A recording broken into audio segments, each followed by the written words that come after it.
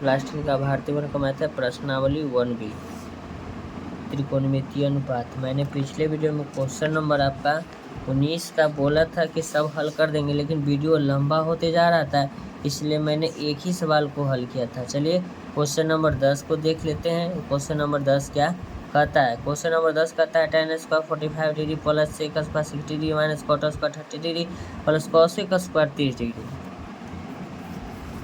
Question number आपका कितना है लिख लेते हैं। क्वेश्चन नंबर आपका 19 का 10वां नंबर ये सवाल है।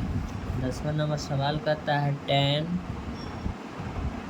Square 45 degree plus sec square 60 degree minus cot square 30 degree plus cosec square 30 degree लिख देंगे। अब सबको मान जब आप लिख दिए हैं तब मान सारणी आपको याद करने के लिए बोले थे ना। देखिए मान सारणी का आपका उपयोग कितना आ रहा है। तो सबसे पहले चलते हैं tan 45। तो tan 45 का मान 1 होता है, तब 1 को स्क्वायर में बदलिएगा।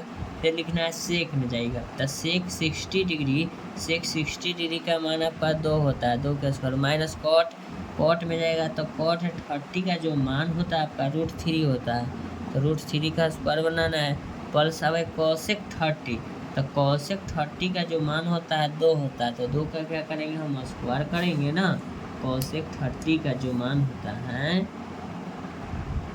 1 के स्क्वायर आपका 1 होगा, 2 का स्क्वायर 2 दूना 4 होगा, माइनस स्क्वायर से रूट कैंसिल करके इसको 3 लिखेंगे, प्लस 2 दूना 4 हो जाएगा। तो 4 1 5 5 4 9, तो 9 माइनस आपका 3 हो जाएगा, तो 9 में से 3 आपको घटा के कितना आ जाएगा 6 आ जाएगा। ये क्वेश्चन नंबर हमको लगता है ये छोटा सा इसका प्रोसेस हल में था, चलिए बन गया। अब इसके बाद क्वेश्चन नंबर लास्ट है 19 का 11 नंबर सवाल कहता है 4/tan square 60 degree plus 1/cos 30 degree minus sin square 45 degree. चलिए ये सवाल को हम लिख लेते हैं। सबसे पहले आपका क्वेश्चन नंबर ये हो गया 11, लिखेंगे 4/tan square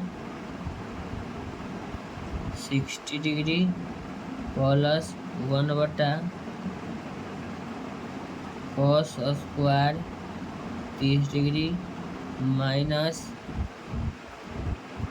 sin square 45 degree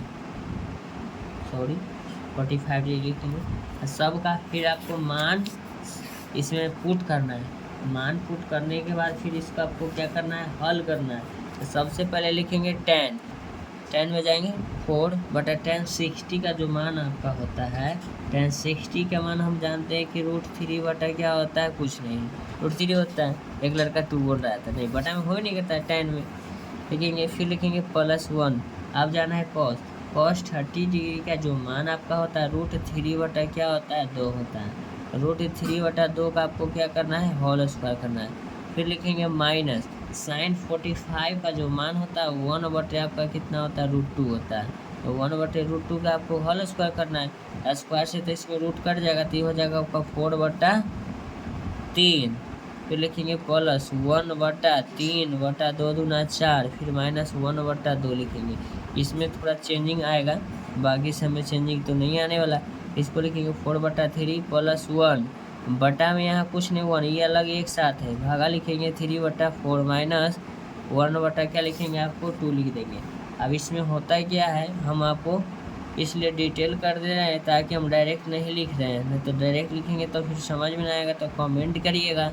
बटा में 3 लिखेंगे। हम डायरेक्ट चाहते थे इसको ऊपर पलट देते, लेकिन नहीं, आपको समझाना हमको काम क्या है कि ये एक साथ है, ये अलग है। यहाँ देखिएगा ये एक बटा में है ये ना, तो ये इसका अलग प्रोसेस, इसका यानी कि बटा में कुछ नहीं 1 लिखेंगे, 3/4 है जो एक साथ है आपका, माइनस 1 क्या लिखेंगे 2 लिखेंगे। अब इसको हम लिखेंगे 4/3 प्लस 4 गुना 1 4 बटा में 3 गुना 1 3 माइनस 1 क्या लिख देंगे 2। अब आसानी से इसका आप एलसीएम निकालिएगा। एलसीएम आपका 6 होगा, 3 दूना 6 आने की 2 बार में जाएगा, 4 दूना 8 हो जाएगा, 3 दूना 6 4 दूना 8 हो जाएगा, माइनस 3 दूना 6 आने की 2 3 6 3 बार में कटेगा, 3 गुना कितना होगा 3 हो जाएगा, 8 8 कितना होगा 16। 16 में से आपको 3 घटाना है, बटा में लिखना है 6, तो 16 में से 3 घटेगा आपका बचेगा 13, 13/6 6 दूना 12 1 13, 6 दूना 12 1 13, यानी कि 6 दूना 12 1 13 गुना दिए 2.1/6 आ गया आपका। तो ऐसा ही वीडियो कंटेंट पाने के लिए आप मेरे चैनल को लाइक कर सकते हैं, चैनल को सब्सक्राइब भी कर सकते हैं। Thank you so much. मिलते हैं आपसे नेक्स्ट वीडियो में। मेरे वीडियो पर समय देने के लिए धन्यवाद। आपका दिन शुभ हो।